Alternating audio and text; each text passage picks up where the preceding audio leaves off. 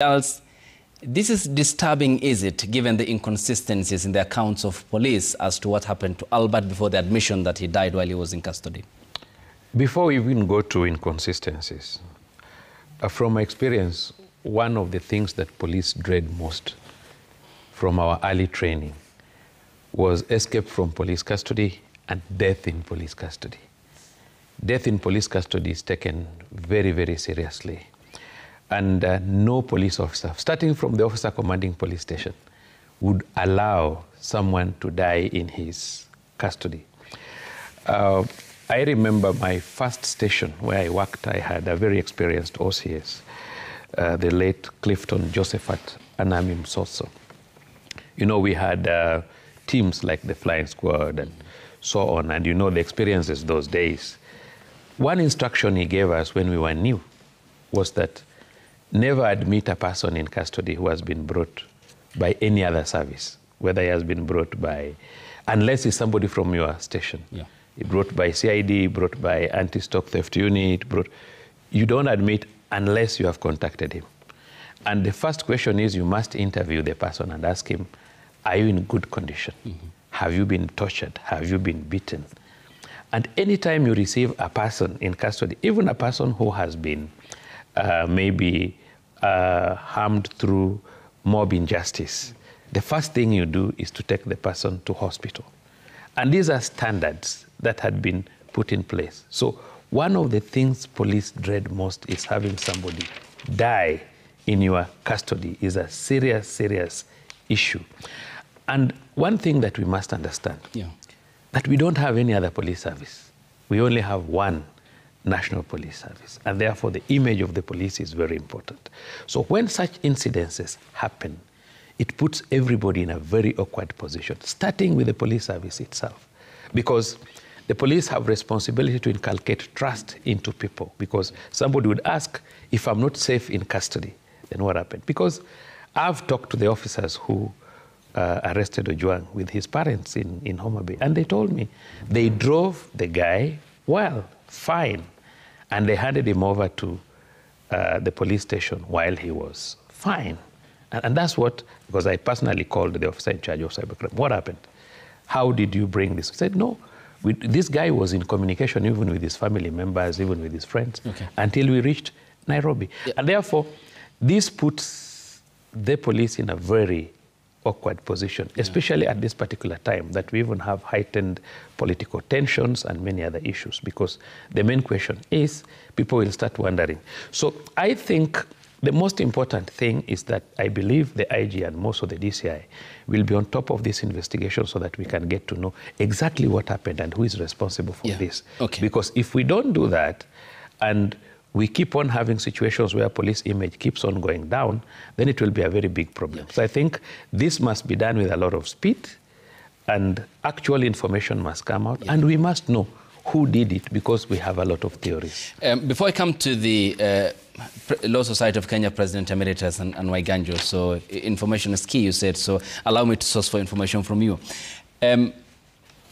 So who are the police officers who arrested Albert? Understandably, the reports were that he was whisked away from Homa Bay County when he was booked at the police station by DCI officers. Yes. Yeah. How many police officers were involved? I am not sure, but I think there must have been 3 or so. 3 or so? Yes. Maybe including a driver. Okay. From the National Police Service? From DCI, yes. National Police, DCI is under National Police Service. Their details were never made clear in the statement by the IG yesterday and the previous night when the OCS and the others were interdicted. It's paramount, is it, that it's also made public as to... There's nothing wrong with making that public. Yeah. But I want to believe that as at the time the IG was going for the press briefing, he must have gotten a briefing from both the DCI and the DIG police. They must explain to him what were the circumstances, what really happened. I looked at the body. I saw the body on a photo, and I could see blood from his nose. And he has visible injuries. And he has visible injuries. So our question would be, if our colleagues from DCI are saying we brought him fine up to the police station and he was received when he was okay, then what happened in the police custody? because this person has not been found outside. He was in police custody, and from police custody to the morgue. Yeah. So it must come out clearly what happened and who did it and what was the motive. Yeah. Yes. And as a trained cop, are you then concerned because the accounts in the first statement by the National Police Service that he had hit his head against the wall, from the physical observation wasn't the true account given. As a former spokesperson of the National Police Service, are you then concerned with the manner of communication by the National Police? Number one, I am not just a former police person. I am a trained investigator.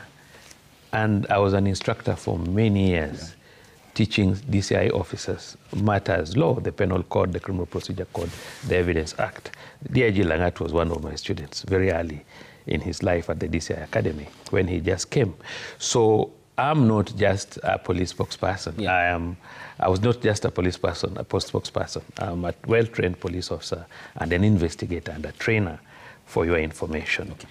I may not clearly comment about the injuries because I haven't seen them and we need autopsy. But the question is, and that is what we question, initially what happened is the IG relied on the SITREP, the situation report that was sent by the OCS, because the OCS sent a report. And at the IG's level, if a report has left the OCS verified by his OSPD and has gone to the Inspector General, then the Inspector General relies on that report.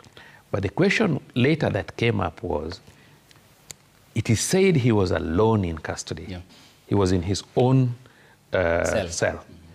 And therefore, you can only come up with a theory of somebody hitting his head if he was with 2 or 3 other people who could have witnessed. So if there was nobody, then how do you come up with this theory of somebody? That alone gives a bad image. Yeah.